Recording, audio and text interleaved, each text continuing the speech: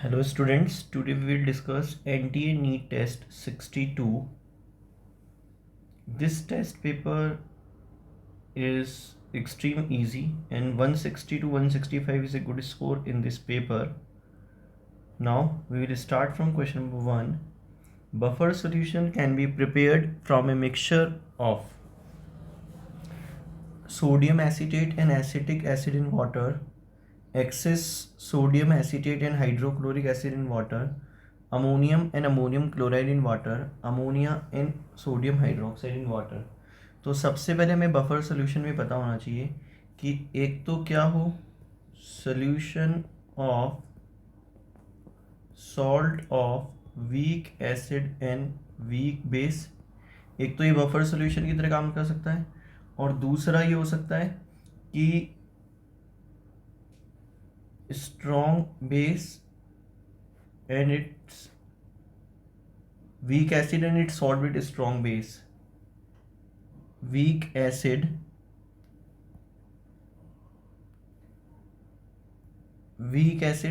and its salt with strong base। और तीसरा ये हो सकता है weak base and its salt with strong acid. ठीक है, तो एक तो हो जाएगा इसमें second sodium acetate and acetic acid in water. ये हो गया अपने पास क्या, CH3COO माइनस Na+। ठीक है, और साथ में हमने क्या लिया है, एसिटिक एसिड CH3COOH। तो फर्स्ट वाला हो जाएगा और सेकंड वाला है excess of sodium acetate and HCl। Second option बहुत ही अच्छा ऑप्शन है, ध्यान से देखिए क्या लिखा हुआ है। सोडियम एसीटेट होता है CH3COO माइनस Na+, और ये एक्सेस में है और इसकी रिएक्शन अपन ने HCl से कराई है जो कि लिमिटेड है। तो यहाँ पे प्रोडक्ट क्या फॉर्म होगा, CH3COH। ठीक है, साथ में NaCl मिलेगा और साथ में क्या रहेगा, अनरिएक्टेड CH3COO माइनस Na+। तो ये वापस से कॉम्बिनेशन बन गया एसिटिक एसिड और सोडियम एसीटेट का। तो ये जो एक्सेस वर्ड इसने यहाँ पे लिखा है ना, इस वर्ड के कारण सेकंड वाला भी बफर सोल्यूशन हो गया।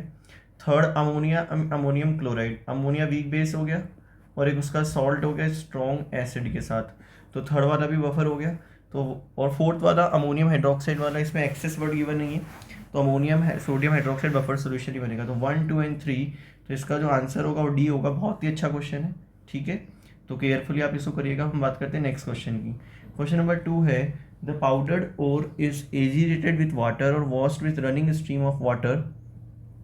The heavy ore particle and lighter impurities are separated. This method of concentration is known as। concentration के हमने कितने मेथड्स पढ़े, 4 पढ़े। एक तो हाइड्रोलिक वॉशिंग, एक मैग्नेटिक सेपरेशन मेथड, एक फ्लोट फ्लोटेशन मेथड और लीचिंग। उसमें से सबसे पहला हाइड्रोलिक वॉशिंग है जिसको अपन ग्रेविटी सेपरेशन मेथड भी कहते हैं। इस मेथड में हम क्या कहते हैं, वाटर की अपवर्ड स्ट्रीम से वॉश करते हैं तो हैवी ओर पार्टिकल्स जो होते हैं तो सेटल हो जाते हैं, सेटल डाउन, और लाइटर जो गैंग के पार्टिकल्स होते हैं वॉश्ड अवे। ठीक है, ये ग्रेविटी के ऊपर बेस्ड है, इसको ग्रेविटी सेपरेशन मेथड भी कहते हैं। इसके बाद हम बात करते हैं क्वेश्चन नंबर 3 की। Powdered substance are more effective adsorbents than their crystalline form because. क्योंकि पाउडर्ड सब्सटेंस का सरफेस एरिया ज़्यादा होगा और सरफेस एरिया जितना ज़्यादा होगा एड्सॉर्बेंट का एक्सटेंट ऑफ एड्सॉर्प्शन भी उतना ही ज़्यादा होगा। पाउडर फॉर्म का सरफेस एरिया ज़्यादा होता है। तो हम ऑप्शन पढ़ते हैं, adsorption is an exothermic process, no. They become inert and do not react with adsorbent, no. The extent of adsorption increase the surface area of the adsorbent. तो इसका आंसर सी हो जाएगा। फोर्थ दिया हुआ adsorption is more if the size of adsorbent is small, no. हम बात करते हैं क्वेश्चन नंबर 4 की। 1.4 मोल्स ऑफ PCl3, 1.4 मोल्स है हमारे पास किसके, PCl3 के। How many atoms are there in sample. तो इसमें 1.4 Na एटम्स किसके होंगे, फॉस्फोरस के। और इसका अगर आप 3 टाइम्स कर दोगे, 3 इंटू 1.4 Na जो एटम्स होंगे वो क्लोरीन के होंगे, दोनों को ऐड कर दो। 1.4 Na प्लस 3 इंटू 1.4 Na, तो 1.4 Na यहाँ पे कॉमन आ जाएगा। तो जाएगा 1 + 3 यानी हमारे पास आ जाएगा 4 × 1.4 × 6.02 × 10⁻23। जब हम इसको सॉल्व करेंगे तो हमारे पास आंसर आएगा 3.37 × 10⁻24। यानी ये जो अपने पास ऑप्शन यहाँ पे अवेलेबल है उसमें ऑप्शन कौन सा है, ये डी, 3.37 × 10⁻24। ठीक है, हम बात करते हैं नेक्स्ट क्वेश्चन की। Question number 5, A piston filled with 0.04 moles of an ideal gas expand reversibly from 50 ml to 375 ml। ठीक है, at a constant temperature 37 degree Celsius पे, यानी ये आइसोथर्मल एक्सपेंशन है। ये क्या है यहाँ पे, ये हमारे पास क्या है, आइसोथर्मल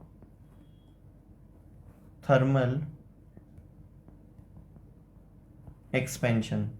ठीक है, और इसमें क्या हो जाएगा, हमें पता है Q = क्या होगा, -W, क्योंकि जो डेल्टा U है वो क्या है, 0 है।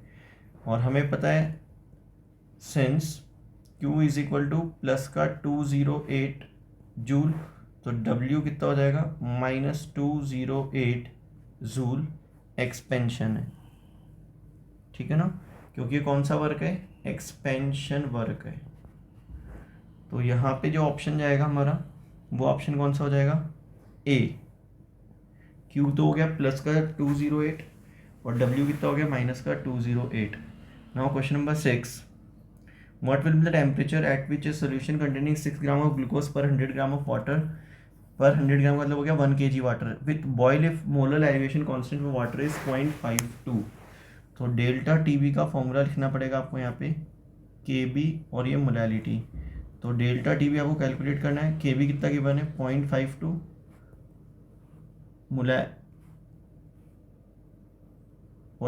मोलैलिटी सल्यूट का मास 6 हो गया, मोलर मास 180 हो गया, मास ऑफ सॉलिड 1 kg हो गया। तो ये हमारे पास यहाँ पे क्या जाएगा, डेल्टा टीबी हम यहाँ पे कैलकुलेट कर लेंगे। तो जो डेल्टा टीबी आ जाएगा वो आ जाएगा 0.0173। हमें बहुत पता है, बहुत अच्छे से पता है एलिवेशन इन बॉइलिंग पॉइंट किसके इक्वल होगा, TBS - TB0, जहाँ पे TBS सोल्यूशन का बॉइलिंग पॉइंट है और TB0 जो है वो सॉल्वेंट का बॉइलिंग पॉइंट है। तो डेल्टा टीबी कितना हमारे पास 0.0173 और TBS अपने को निकालना है, और TB0 कितना होता है 100 डिग्री सेल्सियस। तो यहाँ पे हमारे पास जो TBS आ जाएगा वो आ जाएगा 100.0173 डिग्री सेल्सियस, जो कि हमारे पास क्या है, option number B, 100.0173 degree Celsius.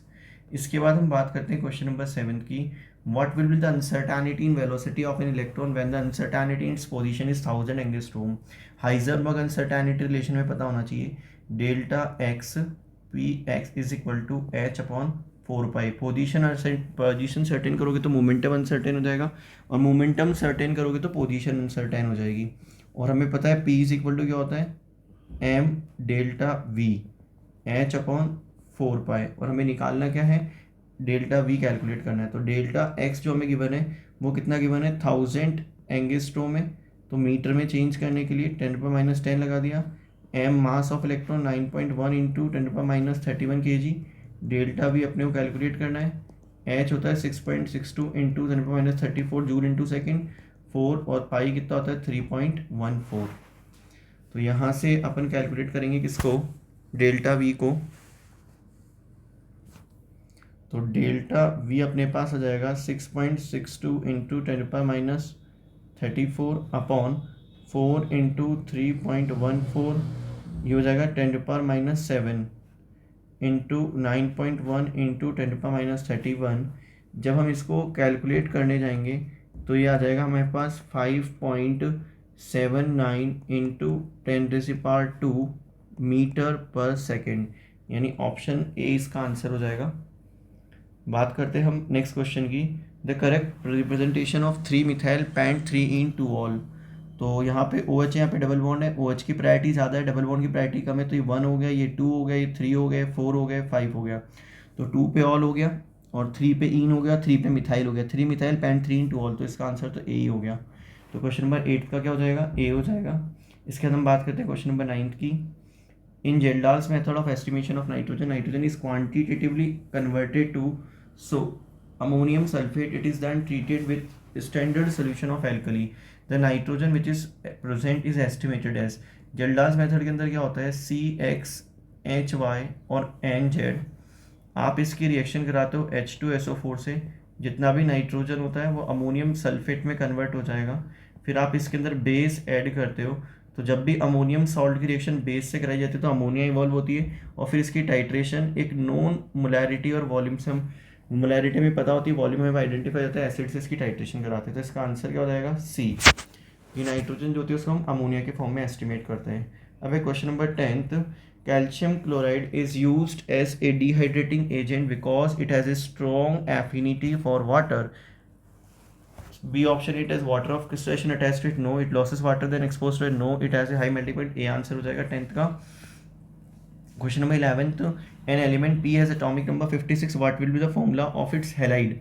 Halide पे कितना चार्ज होगा, माइनस, और 56 है तो 36 क्रिप्टॉन का होता है बेटा, है ना। 36 क्रिप्टॉन का है, 2 S के एलिमेंट जोड़ लो, 38, 10 D के जोड़ लो, 48 और 6 P के जोड़ लो, 54, फिर वापस 2 S के जोड़ लो, तो ये हो जाएगा एल्कलाइन अर्थ मेटल। और एल्कलाइन अर्थ मेटल पे 2+ चार्ज होता है, आई थिंक सो शायद बेरियम होगा। तो इसका जो फॉर्मूला बन जाएगा वो बन जाएगा PX2। PX2 है क्या ऑप्शन में, बी। ये हो जाएगा 11th के बाद हम बात करते हैं क्वेश्चन नंबर 12 की। कार्बोक्सिलिक एसिड है RCOOH, इसकी रिएक्शन कराइए एक डिहाइड्रेटिंग एजेंट के साथ। तो मैंने यहाँ पे 2 मोल्स ले लिए,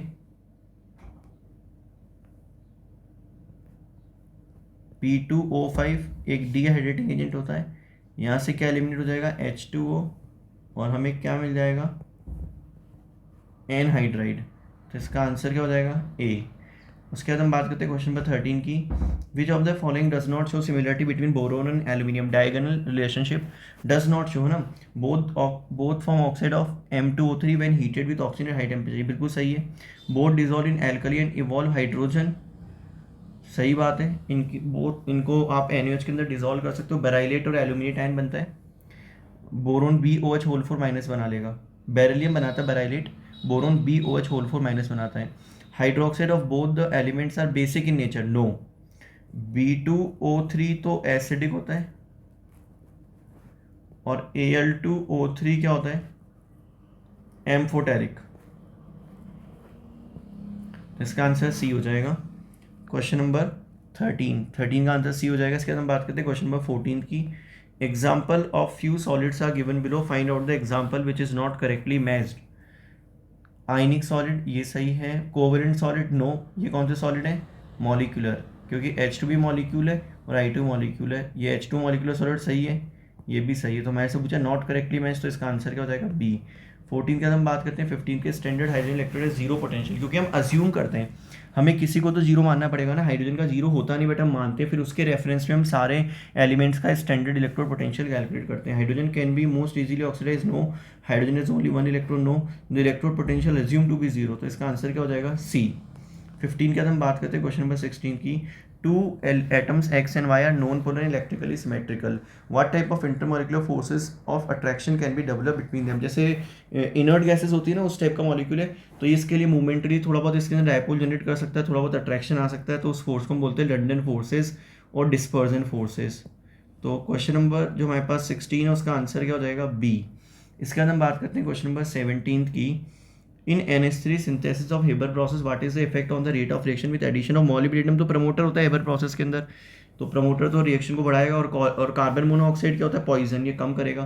तो पहला इंक्रीजेस मॉलिब्डेनम के साथ, तो और कार्बन मोनोऑक्साइड के साथ क्या हो जाएगा, डिक्रीजेस। 17 की हम बात करते हैं 18 की। 18 हमें दिया N2+O2 की 2 moles of NO, the value of Kc given है, और हमें निकालना है किसकी वैल्यू, Kp की। तो हमें फॉर्मूला पता होना चाहिए, Kp is equal to Kc RT raise to the power delta N। ठीक है, हमें किसकी वैल्यू निकालनी है, Kp की। Kc कितना है, 0.1, और डेल्टा N कैसे निकालोगे, 2 - 2, प्रोडक्ट के गैसियस मोल माइनस रिएक्टेंट के गैसियल मोल, तो 2 - 2 0, तो R T raise to power 0 1 हो गया, ये कितना हो गया 0.1, तो के पी की वैल्यू कितनी आ गई 0.1, यानी 18 का आंसर क्या हो गया डी। 18 के बाद हम बात करते हैं 19 की।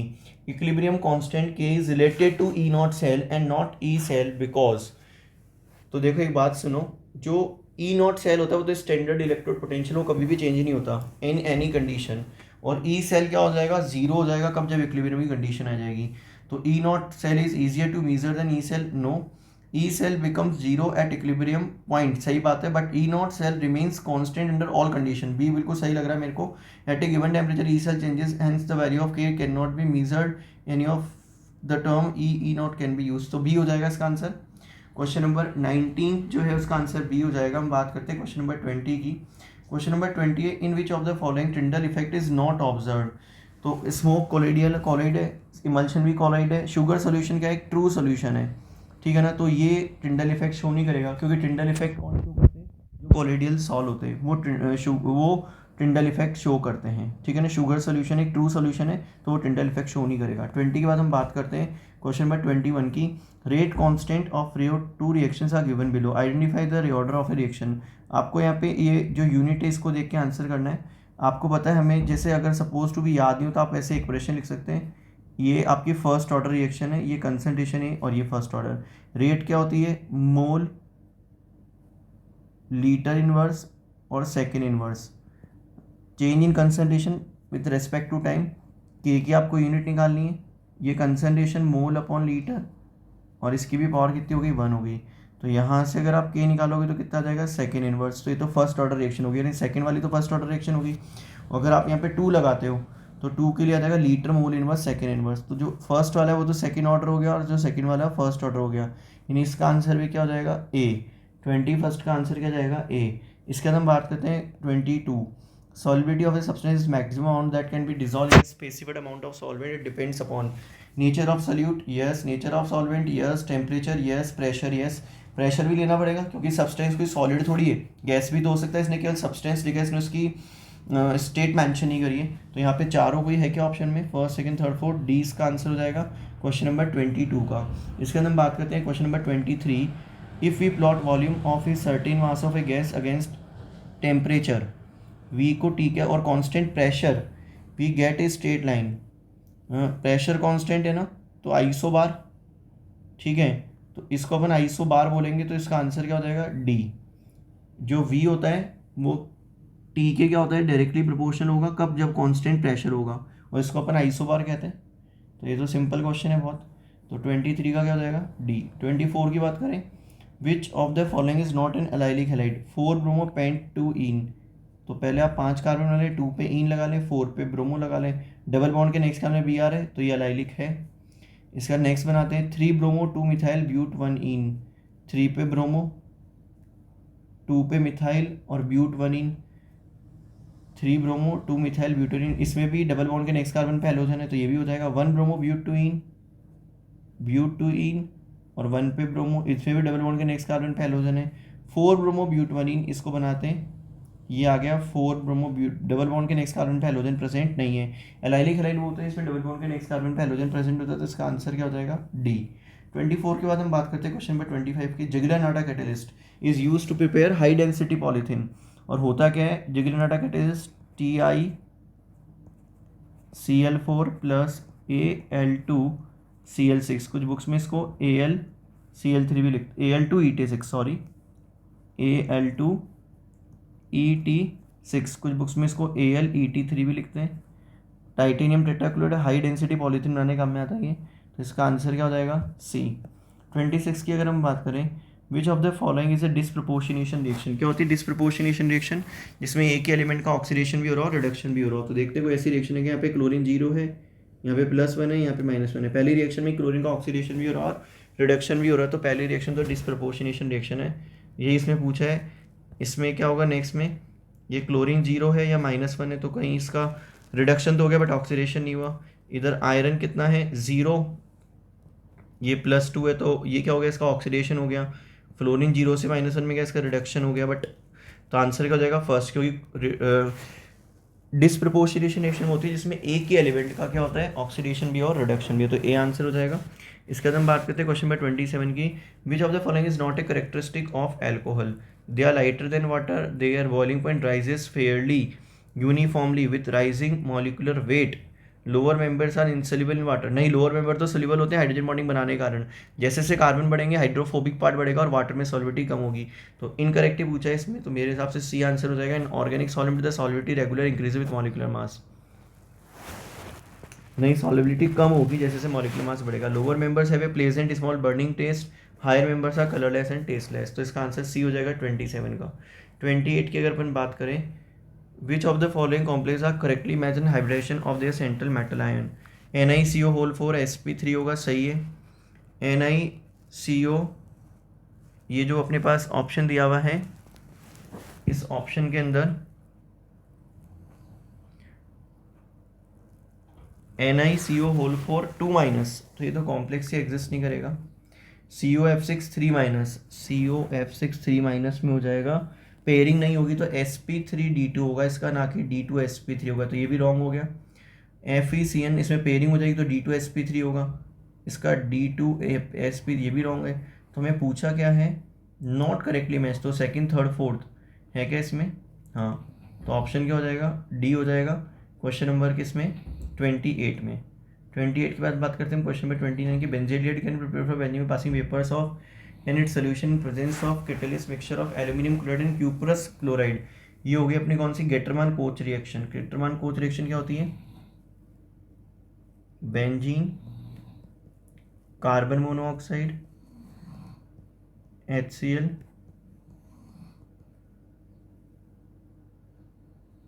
एनाइट्रस AlCl3। तो हमारे को प्रोडक्ट क्या मिल जाएगा, बेंजेल्डिहाइड मिल जाएगा, ठीक है ना। इंटरमीडिएट ये बनता है इसमें HC triple bond O plus और AlCl4 माइनस पर, यानी ये इलेक्ट्रोफाइल अटैक करता है बेंजीन रिंग के ऊपर। तो बेंजेलिएट फॉर्म होगा, गेटरमान कोच रिएक्शन है। इसमें जो AlCl3 जगह है उसकी जगह CuO भी आप यूज़ कर सकते हो एज ए कैटलिस्ट, ठीक है ना। इसमें लिख के भी दिया हुआ है क्यूप्रस क्लोराइड, तो Cu2Cl2 भी यूज़ कर सकते हो AlCl3 की जगह। ये आप ध्यान रखना कि Cu2Cl2 भी यूज़ हो सकता है किसके अंदर,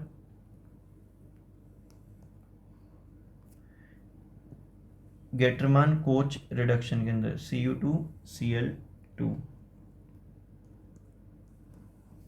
हम बात करते हैं क्वेश्चन नंबर 30 की। एल्डिहाइड को कन्वर्ट करना है कार्बोक्सिलिक एसिड में, KMnO4 से तो एल्कीन की भी रिएक्शन हो जाएगी, तो ये तो गलत हो गया। एल्कीन का बाल विवाह नहीं होना चाहिए, क्योंकि एल्कीन रिएक्ट नहीं करनी चाहिए, तो एल्कीन का क्लीवेज हो जाता है परमैग्नेट से एल्कीन का। तो टॉलेंस रिएजेंट है तो ये सही है, ठीक है ना। और Br2 और H2 से डबल बॉन्ड भी रिएक्शन कर जाएगा, तो सेकंड हो जाएगा। बट इसमें सॉल्ट बनेगा, इसको आगे एसिडिफिकेशन भी लिख के देना चाहिए। तो सेकंड है क्या इसमें कहीं, हाँ, डी ऑप्शन, ये हो जाएगा आपका क्वेश्चन नंबर 30 का आंसर डी हो जाएगा। इसके बाद बात करते हैं क्वेश्चन नंबर 31 की। सीजियम क्लोराइड, क्लोराइड कॉर्नर्स पे होता है और सीजियम बॉडी सेंटर पे होता है। ए ऑक्यूपाइज कॉर्नर, यानी ए तो Cl हो गया और बी सीजियम हो गया।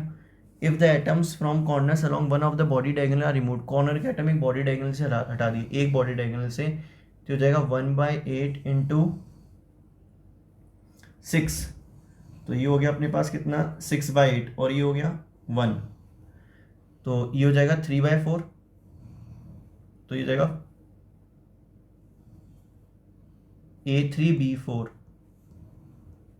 A3B4, क्योंकि हमारे पास A तो आ गया 3/4, ये 1 आ गया, इसको भी 4 से मल्टीप्लाई कर दो, इसको भी 4 से मल्टीप्लाई कर दो, तो ये 4 आ गया, 3 आ गया, A3B4, यानी आंसर क्या हो जाएगा, C31 का आंसर C हो जाएगा। इसके बाद हम बात करते हैं क्वेश्चन नंबर 32 दिया हुआ है। One word answer is given for the following definition, marked one which is incorrect.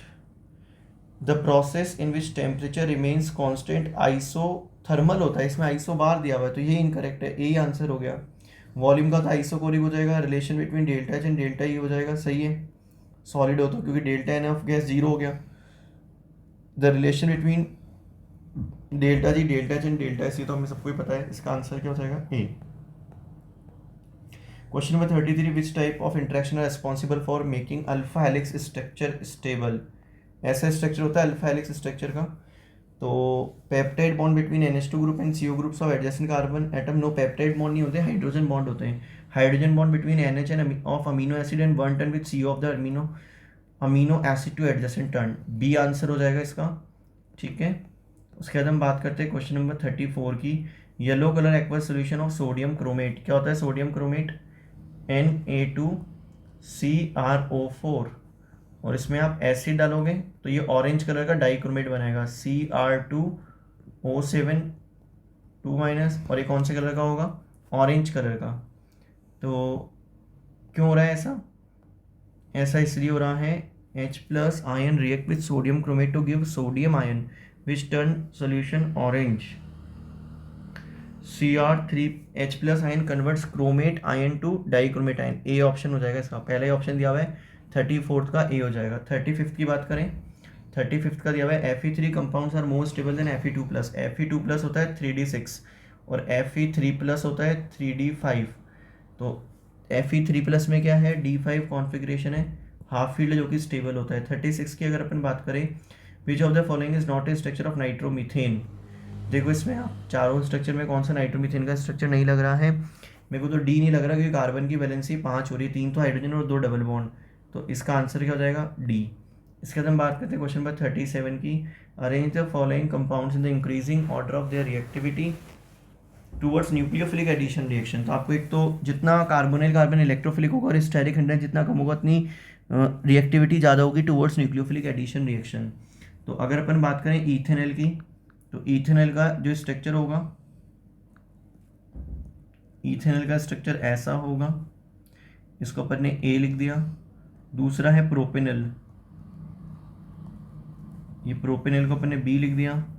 Propanone को अपन ने सी लिख दिया। कीटोन की रिएक्टिविटी ऐसे कम होगी, ब्यूटेनॉन की तो और भी क्या होगी? कम होगी। तो सबसे ज़्यादा रिएक्टिविटी मेरे अकॉर्डिंग तो ए होगी, फिर बी होगी, फिर डी होगी, फिर होगी डी। ऐसा कोई ऑप्शन है क्या? ब्यूटेनॉन लीस्ट, प्रोपेनॉन, प्रोपेनॉल, ए ऑप्शन हो जाएगा इसका आंसर 37 का, क्योंकि एक तो स्टेरिक हिंड्रेंस कम है और एक कार्बन का इलेक्ट्रोफिलिक करेक्टर सबसे ज़्यादा है। यहाँ पे क्या होगा? दो साइड से इलेक्ट्रॉन्स आएंगे तो कार्बन का इलेक्ट्रोफिलिक करेक्टर कम हो जाएगा। हाँ जी। 38 what mass of HCl is needed to decompose 50 gram of limestone. Limestone होता है CaCO3 plus HCl gives CaCl2 plus CO2 plus H2O। इसको बैलेंस करेंगे तो यहाँ पे 2 लग जाएगा, ठीक है। इसका मॉलिक्यूलर मास होता है HCl का 35.5 क्लोरीन का, एक हाइड्रोजन का। ये अपने पास 100 ग्राम है और ये से कितने ग्राम से रिएक्शन कर रहा है? 73 ग्राम से।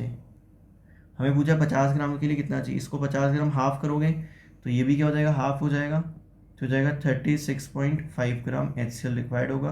तो इसका आंसर क्या हो जाएगा? ए। 38 की बात करते हैं 39। The value of VOD of highly polluted water is more than 70 parts पर मिलियन। तो इसका आंसर हो जाएगा ए। 39 की बात करते हैं 40 की। Which of the following primary and secondary valency are not correctly marked against the compound. बेटा इसमें सेकेंडरी वैलेंसी 6 है, इसमें सेकेंडरी 4 है, इसमें सेकेंडरी 2+2 4 है, इसमें सेकेंडरी 4 है। तो सेकेंडरी तो सब में सही दी हुई है। ए ऑप्शन में 6 है, बिल्कुल सही है 6 ऑप्शन, ठीक है ना। इसमें 4 लिगेंड कनेक्ट है तो सेकेंडरी वैलेंसी 4 है, इसमें भी 4 है तो सेकेंडरी वैलेंसी 4 है, इसमें 4 है तो इसमें भी सेकेंडरी वैलेंसी 4 है। प्राइमरी की बात करें, primary valency is equal to the oxidation state of central metal atom. यहाँ पे इसकी ऑक्सीडेशन स्टेट कितनी है? +3 है। यहाँ पे इसकी ऑक्सीडेशन स्टेट +2 है, यहाँ पे इसकी ऑक्सीडेशन स्टेट +2 है, और यहाँ पे इसकी ऑक्सीडेशन स्टेट +2 है। देखो आप 3 2 2 2 3 2 2 4, डी ऑप्शन गलत हो गया क्योंकि इसमें पूछा है नॉट करेक्टली मैच्ड। तो यहाँ पे प्राइमरी वैलेंसी 4 नहीं होगी 2 होगी, ठीक है। 40 के बाद हम बात करते हैं किसकी? 41 की।